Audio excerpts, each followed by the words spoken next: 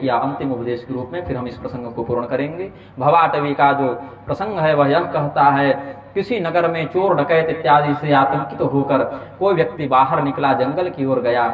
जंगल में भी चोर डकैतों ने उसके धन संपत्ति को लूट लिया।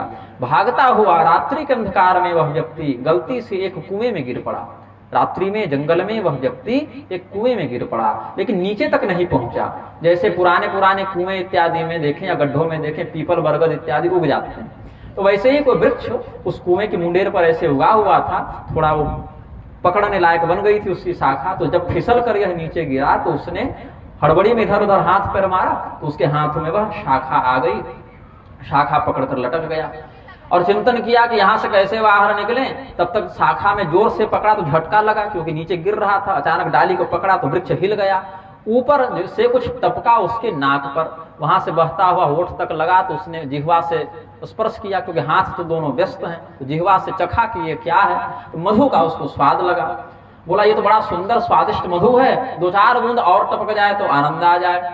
तो पहले तो नाक पर टपका, इस बार पोजीशन बना के थोड़ा निशाना लगा करके सीधे हमारा मुख ही उस मधु का केंद्र बने। उसने अपनी जीभ निकाल दी मुख खोल के।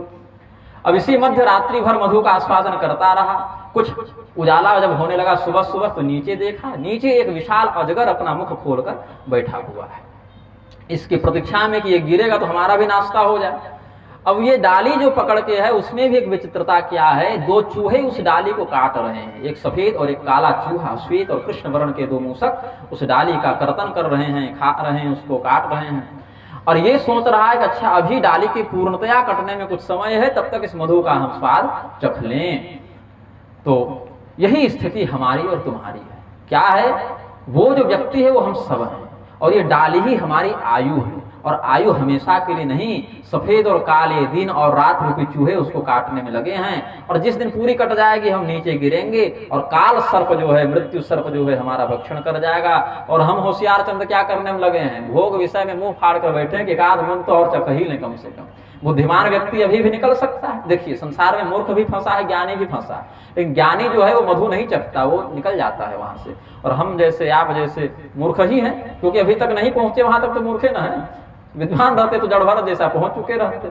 तो यहाँ फंसे हुए हैं, मधु चख रहे हैं। तो हे रघुगण, इसी प्रकार से वह भवाटवी, भव कहते हैं संसार को, अटवी कहते हैं जंगल को। भव सागर, भव सिंधु, ऐसे भवाटवी जंगल से यहाँ उदाहरण से समझाया है।